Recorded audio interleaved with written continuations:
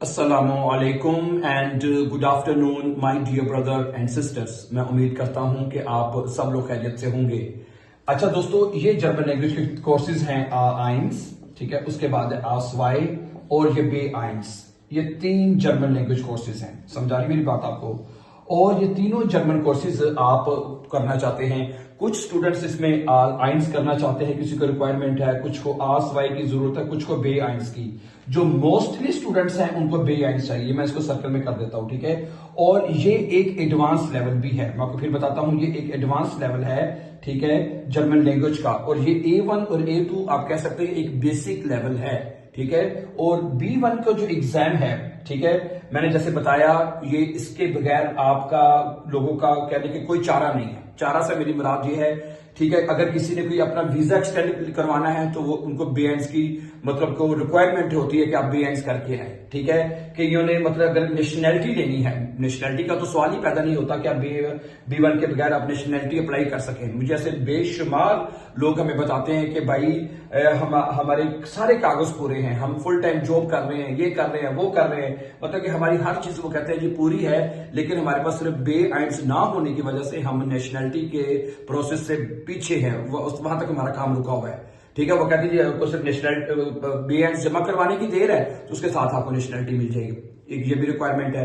फिर उसके बाद हमारे बहुत सारे बहन भाई आजकल आप जानते हैं, ठीक है, जर्मनी के वीजे के लिए अप्लाई करते हैं। और आजकल उन्हें मुख्तलिफ कैटेगरीज के वीजे जो हैं वो ओपन किए हुए हैं, जिसमें अपॉर्चुनिटी कार्ड भी है, ठीक है, और जैसे कि हाउस बिल्डिंग भी है, वर्क वीजा भी है, स्टडी वीजा भी है। इस तरह की और बेशुमार मतलब कि सुनने में आती है कि ऐसी अपॉर्चुनिटीज जो है जर्मनी जाने के लिए उन्होंने ओपन की हैं। लेकिन उसके लिए भी ये शर्त रखी है कि आपके पास B1 का जो सर्टिफिकेट है आपको पास होना चाहिए, ताकि फिर उसके बाद आप फर्दर अप्लाई कर सकते हैं चीजों के लिए। तो इस बात से हम अंदाजा लगा सकते हैं कि ये कितने इंपॉर्टेंट इसकी ये अहमियत है। समझा रही बात आपको? ओके, अब सवाल ये पैदा होता है कि ये हम B1 कोर्सेज कैसे सीख सकते हैं। समझा रही बात आपको? मैं आपको यहाँ पे बताता हूँ कि मैं यहाँ जर्मनी में एज अ इंग्लिश टीचर काम करता हूँ। मैंने एज अ जर्मन टीचर काम कर रहा हूँ जर्मनी में। पाकिस्तान में जब मैं था, पाकिस्तान में मैं जब था, मैं वहां पे as a English teacher job करता था। और काफी साल मैंने एज अ इंग्लिश लैंग्वेज जो है वो मैंने लैंग्वेज पढ़ाई थी, ठीक है। और जहां पे जर्मनी में आके मैंने खुद विद द ग्रेस ऑफ अल्लाह मैंने यहाँ पे जर्मन लैंग्वेज सीखी। और अब हम तमाम लोगों को हम मतलब के लैंग्वेज सिखा रहे हैं, ठीक है। और हमारे बेशुमार लोग जो है हमारे इस चैनल के ऊपर ही मतलब कि जो जर्मन लैंग्वेज के तीनों कोर्सेज जो है वो कर चुके हैं, पास कर चुके हैं, ठीक है।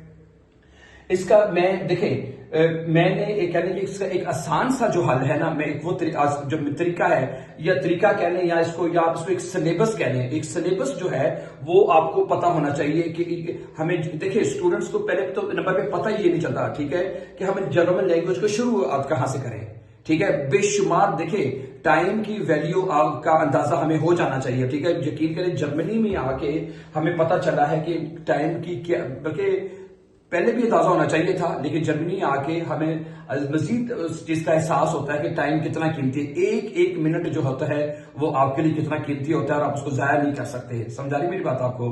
ठीक है, तो आपको क्यों ना एक ऐसा तरीका बता दिया जाए कि जिससे आप इस जर्मन लैंग्वेज को एक तरीके से कर सकें, खासतौर पर B1 के कोर्सेज पास कर सकें, ठीक है। मैं स्टूडेंट्स को कहता हूं कि देखें, बाकी चीज वोकैबुलरी है, सारी चीजें, ये सारी चीजें आपकी ना ये देखिए, फर्स्ट करिए 4 जर्मन केसेस हैं। मैं बताता हूं 4 जर्मन केसेस हैं। मैं इसके ऊपर हमेशा बात करता हूं और मैं आपको इसको एक्सप्लेन भी करता रहूंगा हमेशा, ठीक है।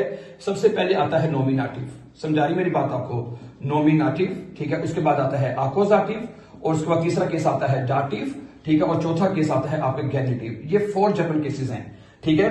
गेनिटिव, अगर आप यकीन करें, ये चलें, ये पहले 3 केसेस अगर आप कर लेते हैं ना, पहले 3 यानी नॉमिनेटिव, आकोजाटिव और डाटिव, तो फिर भी आप अपना B1 का इम्तिहान बड़े आराम से शासन कर सकते हैं, बड़े आराम से उसको पास कर सकते हैं अगर आप ये तीनों केस भी अगर कर लेते हैं तो, ठीक है। नॉमिनेटिव, आकोजाटिव और डाटिव है, मेरी बात समझा रही है आपको? उसके बाद ये बचा है चौथा केस, गेनिटिव। ये केस अगर आप कर लेंगे, ये भी बहुत आसान है, बहुत आसान है। मैं कहता हूँ कि ये 3 केस अगर आपको आ गए तो आप ये चौथा जो गेनिटिव है, ये तो मैं कहता हूँ आप क्या नाम है, चुटके में कर लेना आपने इसको, ठीक है। हाँ जी, तो यहां पे बात ये है कि अब आप ये मैं आपको बताता हूं कि एक बहुत बड़ी तादाद बहुत बड़ी तादाद ने सिर्फ हमारे इसी YouTube चैनल के ऊपर मतलब कि जर्मन लैंग्वेज के ये मतलब कि फॉर जर्मन केसेस सीख के पास कर लिया है। और वो स्टूडेंट हमें आके बताते हैं कि भाई हम इनकी तैयारी के बगैर इम्तिहान में गए और वो लाइदा उसको शाफल नहीं कर सके B1 को। समझानी बात आपको, अगर आप B1 के स्टूडेंट हैं, जर्मन लैंग्वेज के कोर्सेज कर रहे हैं, ठीक है, इन तीनों में से कोई भी, और खासतौर पे B1 को मैंने सर्कल किया है, B1 के आप स्टूडेंट हैं तो इनकी तैयारी के बगैर आपको इम्तिहान नहीं देना चाहिए। आपको पता है कि जर्मनी में 3 तरह का टेस्ट होता है, ठीक है जी। एक होता है टेल्क, ठीक है, एक होता है गोइटे, ठीक है, गोइटे, और एक होता है डेटेसेट, पता है, ठीक है। जो पाकिस्तान में स्टूडेंट है वो सिर्फ गोइटे का एग्जाम दे सकते हैं, सिर्फ गोइटे का। जो जर्मनी में स्टूडेंट है वो टेल्क और डेटेसेट दोनों दे सकते हैं, तीनों दे सकते हैं। बल्कि जर्मनी में जो स्टूडेंट्स हैं वो तीनों टेस्ट दे सकते हैं, टेल्क, गोइटे, लेकिन जो मोस्टली स्टूडेंट्स हैं वो टेल्क का एग्जाम देते हैं, टेल्क का, ठीक है। क्योंकि जो टेल्क का एग्जाम है वो आप प्राइवेटली दे सकते हैं, आपको स्कूल जाने की जरूरत नहीं है। आपने घर बैठ के तैयारी की है या ऑनलाइन किसी के पास क्लासेस लगा के आपने तैयारी कर ली है तो फिर आप जर्मनी में रहते हुए ये टेल्क का एग्जाम दे सकते हैं। और जो गोइटे टेस्ट है ये सिर्फ और सिर्फ जो जर्मनी, ये जो गोइटे टेस्ट है ये जर्मनी में तो हो ही सकता है ना, लेकिन पाकिस्तान में सिर्फ गोइटे टेस्ट होता है। समझा रही मेरी बात आपको? पाकिस्तान में गोइटे टेस्ट होता है सिर्फ, और जर्मनी में तीनों होते हैं, और डेटेसेट भी, ठीक है। ये समझा जाता है कि टेल्क और गोइटे थोड़ा सा मुश्किल टेस्ट होता है, लेकिन बेसिकली मैंने देखा कोई इतना ज्यादा फर्क नहीं होता, 19-20 का मसा फर्क होता है, सिर्फ 19-20 का फर्क। अगर आपको अगर ठीक है आपने तीनों में से कोई भी टेस्ट दी है तो लैंग्वेज ही है ना, है तो लैंग्वेज ही है। इसमें भी आपने लैंग्वेज का टेस्ट देना है, इसमें भी लैंग्वेज का, इसमें भी लैंग्वेज का, तो ये डेटेसेट का समझा जाता है कि एज कम्पेयर थोड़ा सा आसान होता है, ठीक है। लेकिन मैंने देखा है कि 19-20 का ही फर्क होता है, कोई इतनी बात नहीं है कि, ठीक है। मैंने बहुत सारे स्टूडेंट को इसमें फेल होते हुए देखा है, अपने जी हम 1 नंबर से रह गए, 2 नंबर से रह गए, और उसकी वजह बिहाइंड यही होती है कि वो इनको ये 4 जर्मन केसेस नहीं आ रहे होते। समझा रही मेरी बात आपको? उनको ये 4 जर्मन केसेस नहीं आ रहे होते, इस वजह से वो B1 के एग्जाम को शाफल नहीं कर पाते ना।